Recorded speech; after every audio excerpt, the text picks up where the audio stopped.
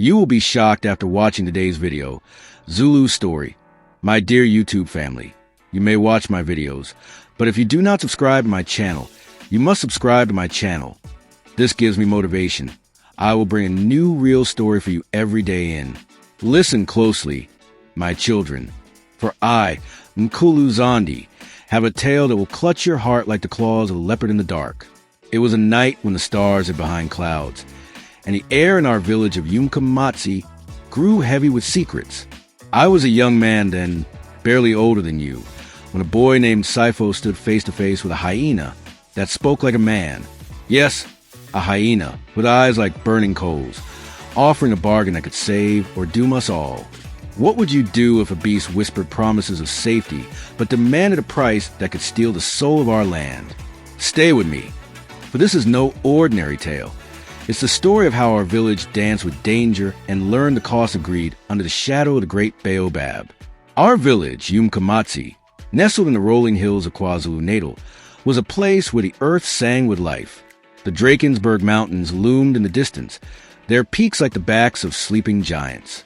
During the dry season, the red earth cracked under the sun's unrelenting gaze, and the Umkamatsi River dwindled to a trickle. Our homes were rendezvous, their thatched roofs woven tight by the hands of our mothers, and the air carried the scent of wood smoke and roasted mealies. We were a people of the Zulu, bound by the songs of our ancestors, the rhythm of our drums, and the wisdom of our sangomas. Every evening, we gathered under great baobab at the village's heart, its gnarled branches stretching like arms to hold our stories. Sifo was one of us, a boy of 16 summers, wiry and quick, with eyes that sparkled like the river under moonlight. He was no different from other boys, fond of chasing goats, laughing too loudly, and dreaming of being a great herdsman like his father, Mtunzi. Sifo's family owned a modest herd of Nguni goats, their coats speckled with black and white, a source of pride and survival. But the dry season of that year was cruel. The grass withered and the goats grew thin, the village whispered of hunger, and the children's laughter grew faint. It was in this time of want that the hyena came. It was a moonless night, the kind where shadows seem to breathe. Sifo was tending his goats in a kraal near the edge of the village, where the bush grew thick and wild. The air was still, save for the distant call of a nightjar. I was nearby, fetching wood for my mother's fire, when I heard Sifo's sharp gasp.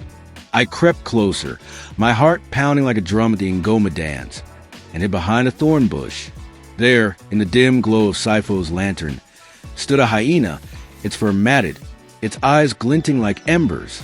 But this was no ordinary beast. It stood tall, its head tilted as if studying Sifo, and then it spoke. "Boy," it said, its voice low and gravelly, like stones grinding in a riverbed. "Your goats are weak, and your village starves. I can help you." Sifo froze, his spear trembling in his hand. What are you?" he stammered. "I am Glovu, guardian of the wild," the hyena said. "I can protect your herd from jackals and leopards. No goat will be lost, and your family will prosper. But there is a price." I clutched the thorn bush, thorns biting into my palms, as Sifo asked, "What price?" "1 goat each month," Glover replied. "A small offering for my strength. Agree, and your kraal will be safe. Refuse, and the wild will claim all you have." Sifo's eyes darted to his goats, their ribs visible even in the faint light. I wanted to shout to warn him, but fear sealed my lips. Sifo lowered his spear. "I agree," he said, his voice barely a whisper. The hyena's jaws parted in what looked like a grin. "It is done," it said, and vanished into bush, leaving only the echo of its laugh, a sound that chilled my bones. The next morning, Sifo's kraal was untouched. No paw prints marred the earth. No goats were missing. Word spread quickly, and by midday, the village buzzed with wonder. Sifo's father, Mtunzi, slaughtered a goat to thank the ancestors, and the aroma of roasted meat filled the air. For weeks, Sifo's herd thrived. The goats grew fat, their milk abundant, and his family shared their bounty with neighbors. Sifo walked taller, his smile brighter, and the village began to call him Sifo Lungilio, Sifo the Fortunate. But I noticed something the others did not. The fields beyond the village, once golden with maize, began to wilt. The Mkomatsi River grew sluggish, its waters murky. The rains, which should have come with the turn of the season, stayed away.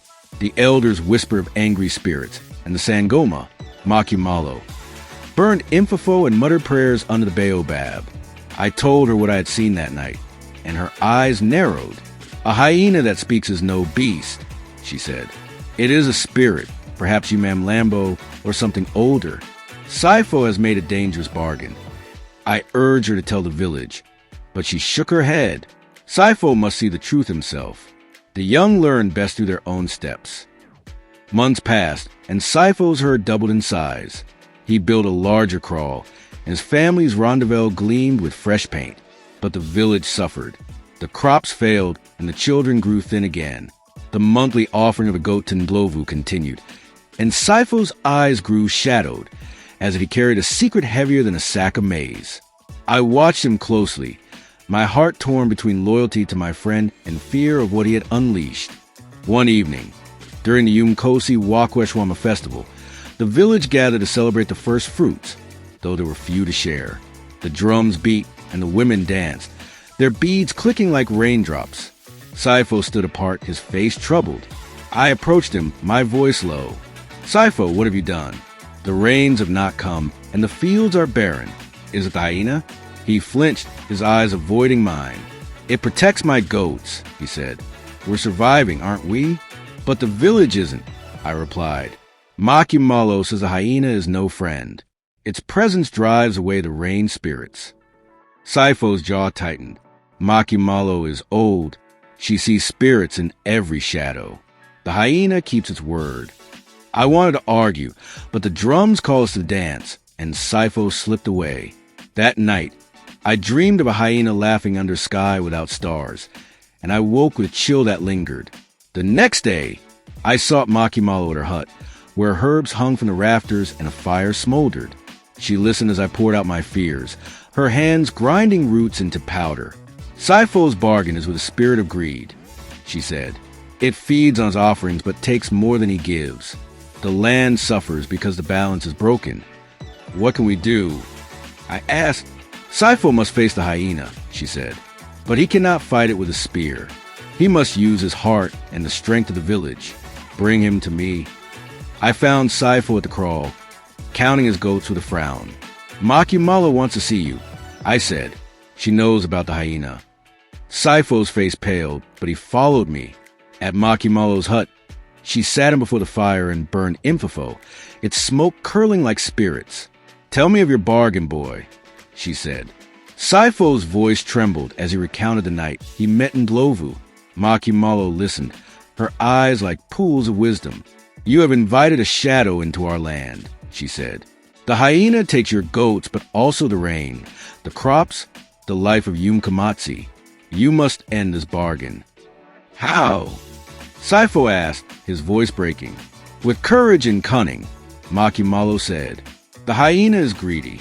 Offer a feast, but make it a trap. The village must stand together, for no one defeats a spirit alone. Makimalo devised a plan, and Sifo, though fearful, agreed. The village will hold a great dance under the baobab, a celebration to honor the ancestors. Sifo would summon Ndlovu, promising a feast of 3 goats, more than the usual offering. But the goats would be tethered near a trap, a pit dug by the men, hidden with branches and earth. The women would weave a net of sisal, blessed by Makimalo's prayers, to bind the spirit if it fell. For days, the village prepared. The women pounded maize for Ujik, the men carved spears, and the children practiced songs. I helped Sifo dig the pit, my hands blistered, but my heart steady. What if it doesn't work? Sifo whispered one night, his voice small. Then we fight, I said, but we fight together. The night of the dance arrived, the air thick with anticipation. The baobab stood like a sentinel, its branches heavy with the weight of our hopes. The drums began, their rhythm calling the village to gather. The women wore beaded skirts, their movements like waves on the Mkomatsi River.